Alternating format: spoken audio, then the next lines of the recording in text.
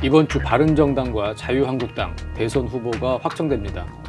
민주당과 국민의당 경선도 상당 부분 진행이 되는 슈퍼위크가 될 텐데요. 대선이 50일도 채 남지 않은 상황, 후보 확정에 따른 변수를 짚어보겠습니다. 어제 민주당 호남 경선이 막을 내렸습니다. 50이 넘어야 대세냐, 60이 넘어야 대세냐, 뭐 이제 캠프 간 좀 기준선이 달랐는데 문재인 전 대표, 문재인 후보 60.2%를 획득을 했습니다. 대세가 입증됐다고 봐야겠죠? 예, 본래 이제 50%대 정도 예상을 했는데요. 숫자상 60.2 살짝 넘어갔죠. 네. 그래서 상징적으로 6자를 찍었다는 것 자체가 의미가 있고요. 정치에서 그런 숫자가 중요한 겁니다. 그래서 대세로는 형성이 됐다, 확인이 됐다. 뭐 이렇게 양쪽 다 뭐 좀 서운해하는 쪽이나 이긴 쪽이나 그렇게 평가하는 분위기인 것 같습니다. 60.2% 이게 과거 역대 민주당 계열 정당 후보들이 받은 광주, 전남, 호남에서의 득표로는 가장 높은 것 같습니다. 제가 한번 찾아보니까요. 2002년 노무현 후보가 이인재 후보와 경쟁을 벌였을 때 그때 38%를 얻었습니다. 그리고 2007년 정동영 1위 정동영, 2위 손학규인데 정동영 후보가 26,000표, 손학규가 2만 표를 얻었습니다. 그리고 2012년 또 문재인 후보죠. 문재인 후보가 그때 48%를 얻었습니다. 네. 그런 의미에서 이번에 60.2%는 역대 후보들이 얻었던 것 가운데서 가장 높은 득표율이다. 그래서 문재인 후보의 어떤 호남 지지 기반이 밖에서 보는 것보다는 확고했다. 이렇게 좀 평가를 할 수 있을 것 같습니다. 그 현장 분위기도 네, 다녀오셨죠? 예, 그렇습니다. 네. 그런데 그 ARS 전화로 한 투표는 59.9% 문재인 후보가 얻었는데 현장의 숫자가 뭐 많지는 않습니다만 대의원들 상대로 한 투표에서 75% 굉장히 많이 얻었어요. 이제 이게 왜 이렇게 됐냐면 물론 조직 동원으로 설명을 할 수 있는데요. 그거보다는 현장에서 느끼기에는 문재인 전 대표가 아주 연설을 잘한 편입니다. 2015년 28 전당대회 때 그 당시에 그 박지원 후보하고 겨뤘을 때 아주 그 명연설을 했었거든요. 원래는 이제 문재인 전 대표가 연설을 잘하는 사람은 아닌데 그때 이제 정권 교체를 할 사람이 누구입니까? 그러면 문재인 이렇게 연호를 유도하고 이런 새로운 연설 기법도 좀 선을 보였는데 바로 어제 현장에서 보니까 연설이 28 전당대회 때 못지않게 아주 매끄럽게 이 호남 민심을 아주 정확히 파고드는 내용도 갖춰가면서 아주 잘했다 이렇게 평가할 수 있고요. 역사상 최초로 호남과 영남 또 충청 이렇게 전국에서 고르게 지지받는 대통령이 되겠다. 또 진보와 보수를 뛰어넘는 국민통합 대통령이 되겠다. 뭐 이런 말들이 이제 호남 유권자들이 듣고 싶어하는 얘기인데요. 거기다 또 5월 9일 대선 이후에 5.18 행사에 대통령 자격으로 내려와서 임을 위한 행진곡을 목토직에 같이 부르겠다. 이렇게 또 감성에 호소하는 듣기 힘든 굉장히 좀 명연설이었던 것 같고요. 이재명 성남시장이나 이제 안희정 충남지사도 이제 상당히 연설을 잘 했는데 상대적으로 문재인 전 대표에 대해서는 비해서는 좀 약간 좀 밀리는 그런 모양새였습니다.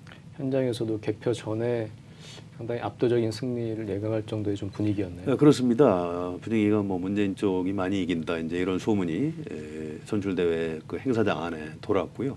60%를 넘느냐 못 넘느냐 이게 이제 관심사였는데 뚜껑을 열어보니까 60%를 살짝 넘어간 걸로 그렇게 나온 것이죠. 네. 과거 민주당 계열 정당에서 광주 경선을 치르고 나면 그 결과가 최종 결과로 계속 이어지지 않았습니까? 네. 그런 의미에서 이번 광주 경선을 기점으로 해서 그동안 해왔던 어떤 선거 방식이나 내용들이 후보들 간의 경쟁 내용이나 방식이 좀 달라지지 않을까 저는 그렇게 예상을 하게 됩니다. 그전에는 이제 광주에 이른바 속된 말로 몰빵을 하는 거죠.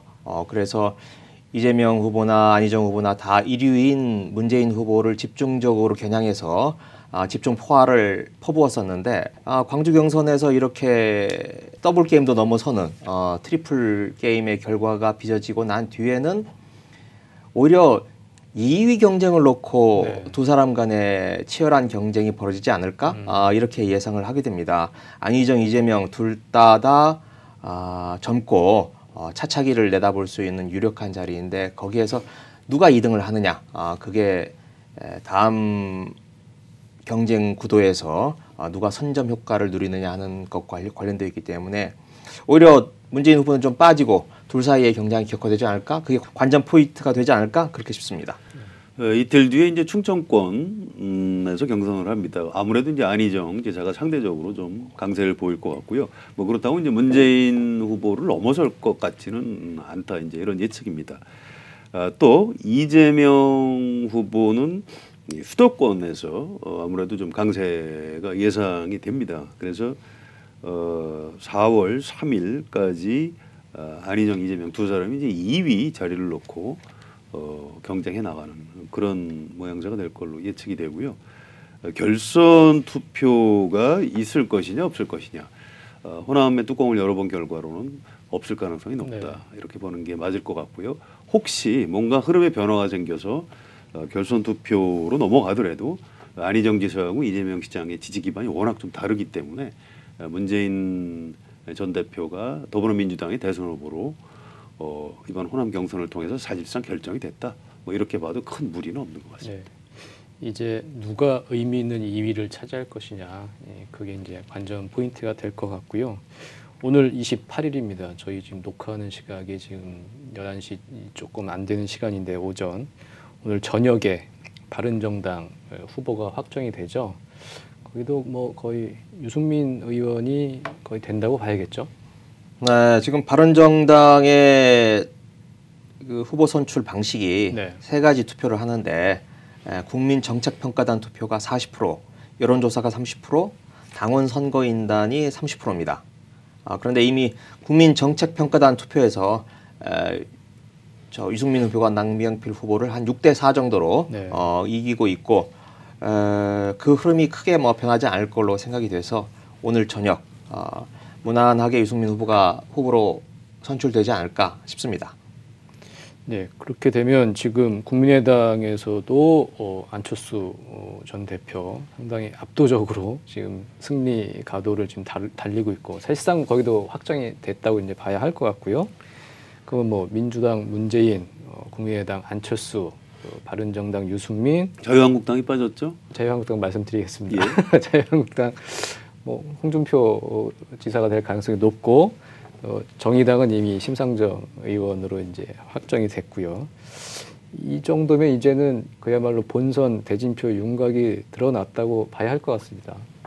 예, 근데 이제 그 후보들 그대로 과연 투표용지에 이름을 올릴지 이건 좀 더 지켜봐야 됩니다. 네. 마지막으로 이제 이른바 보수 후보 단일화를 홍준표 자유한국당 경남지사나 또 유승민 의원, 바른정당 유승민 의원이 보수 후보 단일화를 얘기하고 있기 때문에 이제 그쪽은 후보 단일화가 이루어질 가능성이 좀 있다고 봐야 되고요. 네.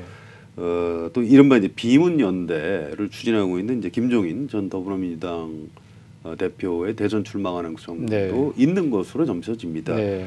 김종인 변수가 마지막에 매개 역할을 해가면서 과연 비문연대 뭐 이런 정계 개편이 또는 후보 단일화가 이루어질 것인지 이런 부분은 좀 남아 있다고 봐야 될 것 같습니다. 네. 글쎄요, 저는 비문연대 그게 정치적으로 바람직하지도 않고 네. 이루어질 실현 가능성도 없다 이렇게 생각을 하는데요. 그동안 그 비슷한 구도가 이른바 빅뱅이니 또는 뭐 빅텐트, 스몰텐트 비슷한 이름으로 이름을 바꿔가면서 여러 번 전개가 됐는데 지금까지 진척된 건 하나도 없고 앞으로 남아있는 시기도 국민의당 후보가 선출되는 게 4월 4일입니다. 그리고 4월 15일에 후보 등록을 하는데 열흘 정도 남아있는 시간에 과연 어떤 화학적 결합이 이루어질 수 있을지 저는 대단히 어렵다고 보고요. 기본적으로 그 후보 단일화의 어떤 이 세 가지 요건이 있습니다. 네. 일단 지지층의 열화와 같은 열기가 있는 거고, 그다음 의원들의 이해관계가 맞물려야 되고, 세 번째는 후보의 어떤 결단이 필요로 하는 건데, 지지층 열기를 봤을 때 과연 그만한 열기가 과거 이 민주개혁 세력의 후보 단일화 때와 지금 비교했을 때 그게 있느냐? 네. 지금 자유한국당이 엊그제 지금 당원 투표를 했어요. 그런데 투표 참여율이 18.7%입니다. 이게 5년 전에 2012년도에 박근혜 후보를 찍을 때 41.2%였는데 그만큼 열기가 확 지금 떨어져 있는 겁니다. 그러니까 자유한국당 그렇죠. 지금 국민의당의 지지자들이 과연 보수당 쪽의 후보들과 단일화를 그렇게 열망을 하나? 저는 그게 아니라고 생각을 하고요. 그 의원들도 지금 이게 자기의 이해와 직접적으로 연결이 되면 그럴 수 있는데 지금 아직 3년이 남아 있습니다. 어느 게 지금 생존에 유리한 건지 아직도 계산이 안 나왔다고 보여지고요. 그 후보들도 지금 뭐 홍준표, 유승민 두 후보만 놓고 봤을 때도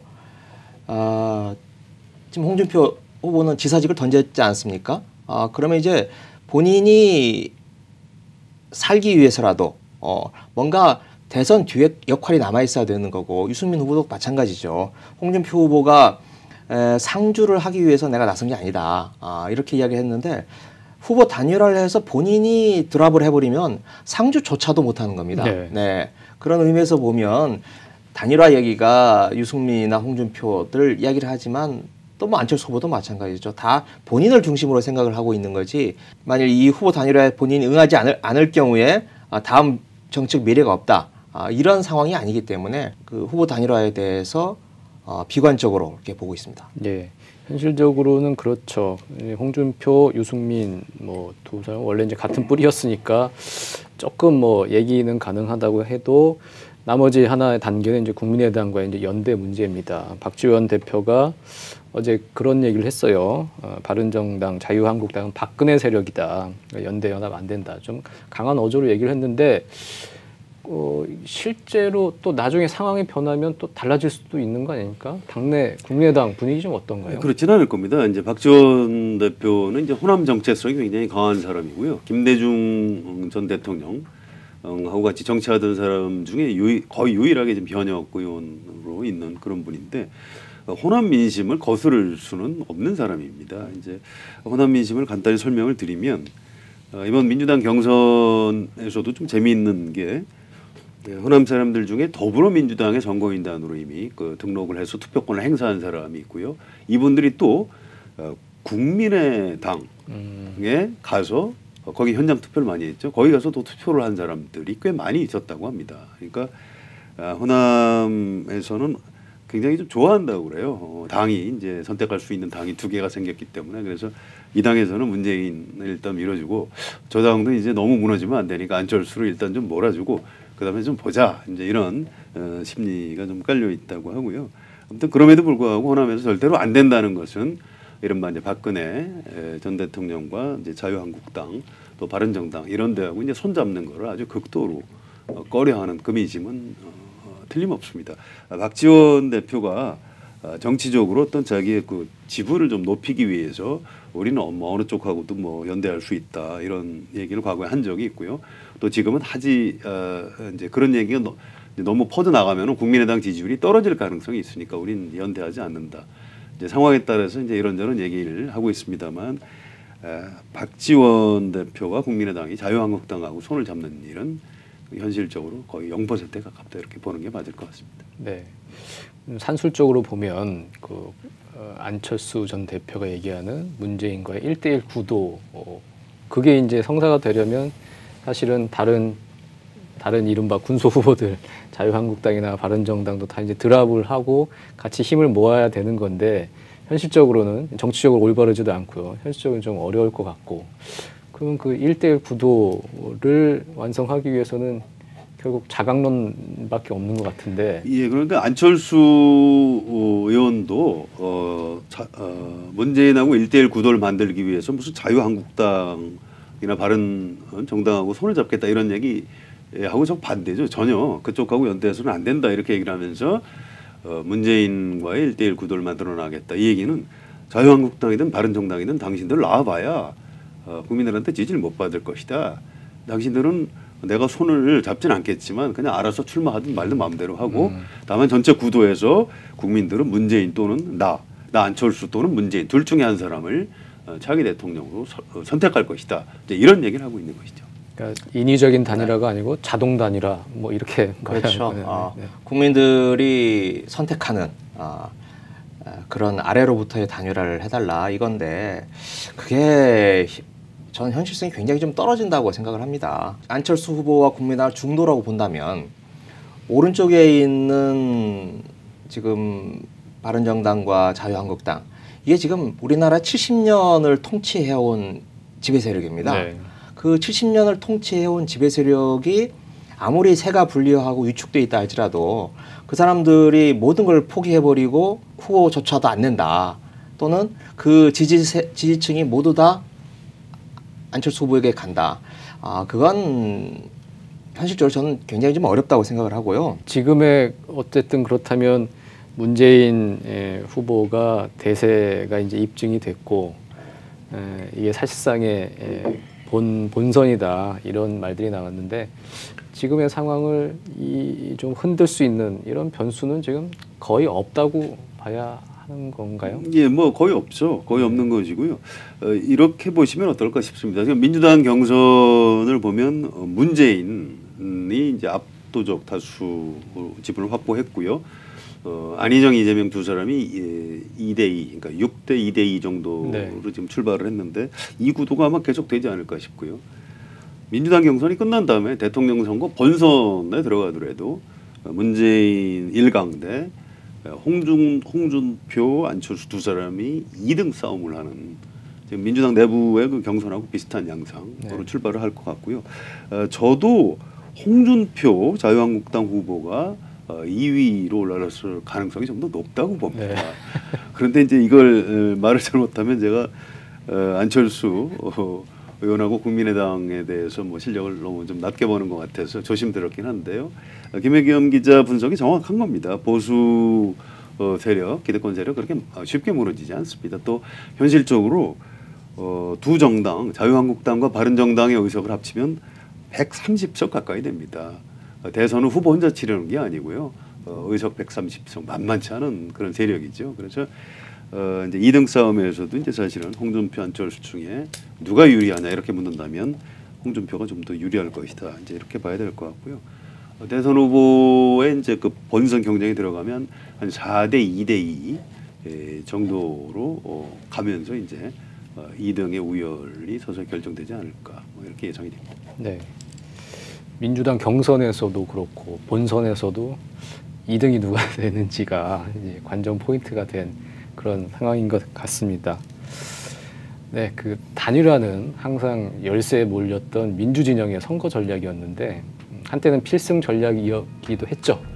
네, 어느 순간부터는 만능 열세가 아니라는 점을 경험으로 알기도 했습니다. 조직과 진영의 그 역량이 뒷받침돼야 하고 또 그 명분이 시대 정신과 맞아 떨어져야 파바박하고 불이 붙는 거니까요. 지금 그 쇼트트랙 대선이라고는 하지만 각 당이 빠르게 대선 체제로 돌입하고 있습니다. 아직 시간은 있습니다. 누구는 안 된다며 힘을 모으는 것보단 왜 내가 돼야 하는지 그것을 설명하는 게 더 의미 있는 일이 아닐까 싶습니다. 저정치 오늘 여기까지입니다. 감사합니다.